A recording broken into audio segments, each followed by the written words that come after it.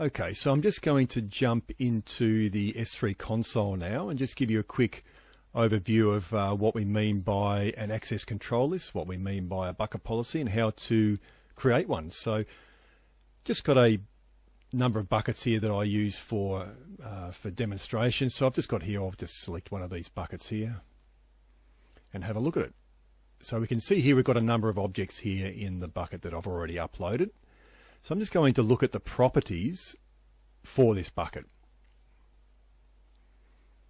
So here we go. So if I look under permissions, and I can see I've already got an access control list already created for me by Amazon Web Services, by the S3 service, already created that for me. I didn't have to do anything. So I can add another access control list to that. So I can click on here, add more permissions. And there I can put more on there if I need to, so I can guarantee, everyone access to it to view it, for example. Now we can also add a bucket policy to this bucket. So bucket policies, they apply at the bucket level. They're not applied at the object level. So apply across an entire bucket. So if we want to make this entire bucket to have read access to the entire public, that's what we can do, or we can do a whole range of things, quite fine-grained control that we have with a bucket policy. So I'll just click on that, which then opens up the bucket policy editor.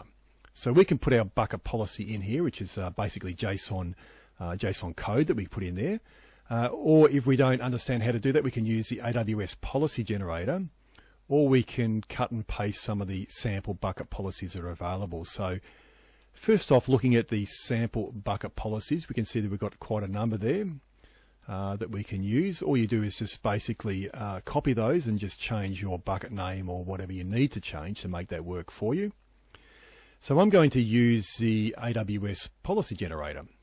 So that's quite a good service, because what it does, it really speeds up the process and really takes away any errors that you're going to have in manually writing up a JSON file for a bucket policy. So first thing we do is we select the type of policy, which is an S3 bucket policy.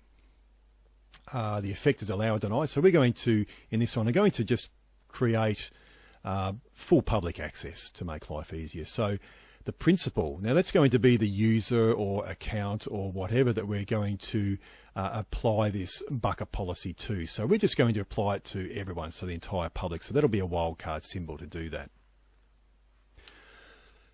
Now, the actions. So we need to select an action. And again, to make, so there are a number of actions that we can select. So it's a very fine-grained control that you wouldn't get with an access control list. So that's what we mean by fine-grained control here. So we're just going to select all actions just to make life easier, which is probably something that you wouldn't normally do. But for the purposes of an example, we'll do that.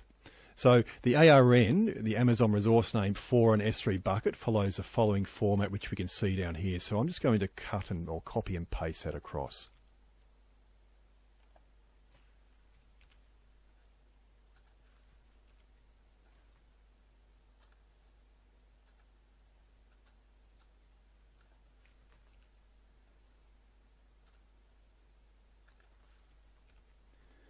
Okay, so we've just got our ARN there set up in the format that it's supposed to be, and we can now, we're not going to add any further conditions, so that's an optional step, and we can now add that statement to our bucket policy. So there we can see the principles, everyone, the action is all actions on S3, and the resource there is our lab.backspace.academy bucket. So we can now generate that policy.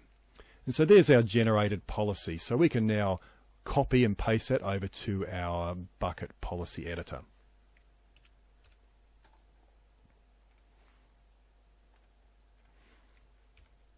Okay, so there's our bucket policy that has been created, put into our bucket policy editor. We now click on save, and that will be uploaded. Okay, so there's our bucket policy that has been created there. So we'll just look at the edit bucket policy. You can see it's there, and I'll just delete that now.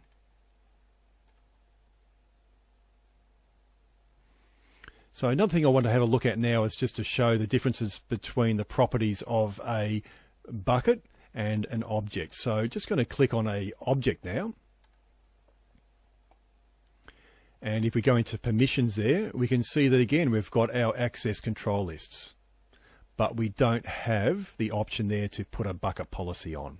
So there's a difference. So a bucket policy is applied at the bucket only, whereas an access control list will be applied at both the bucket level or at the object level. So that brings us to the end of the core knowledge that you require for Amazon S3. And hopefully we've got to that very quickly and got to as painless as possible. And I look forward to you in the next videos.